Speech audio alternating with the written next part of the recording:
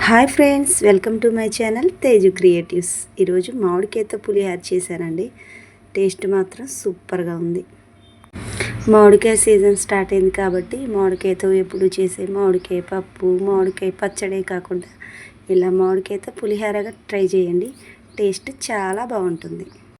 ఏం లేదండి, మామిడికాయని పీల్ తీసేసి తురుముకొని పక్కన పెట్టుకోవాలి. మామూలుగా మనం పులిహోర చేసేటప్పుడు ఏ విధంగా పోపు వేసుకుంటామో దీనికి కూడా అలాగే వేసుకోవాలి. ముందుగా గిన్నె పెట్టుకొని ఆయిల్ వేడి చేసుకోవాలి. ఇందులో పల్లీలు వేసుకోవాలి.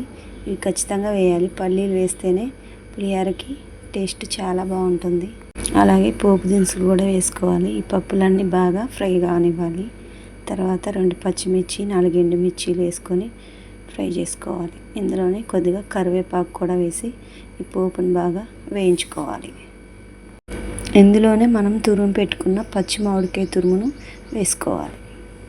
మనం వేసుకుంది పచ్చి మామిడికాయ తురుము కాబట్టి ఇదే పోపులోనే వేసుకొని ఆయిల్లో బాగా వేయించుకోవాలి.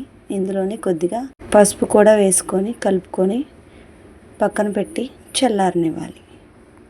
ముందుగానే వండుకున్న రైస్ని ఒక బేషన్లో తీసుకొని ఆ రైస్లో కొంచెం ఆయిల్ యాడ్ చేసుకోవాలి. ఆయిల్ యాడ్ చేసుకోవడం వల్ల అన్నం పొడి పొడిగా విడివిడిగా ఉంటుంది.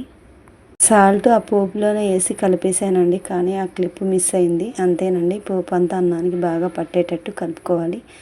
మామిడికాయ పులిహోర రెడీ. అంతేనండి. నచ్చితే ఒక లైక్ చేయండి. Thank you for watching.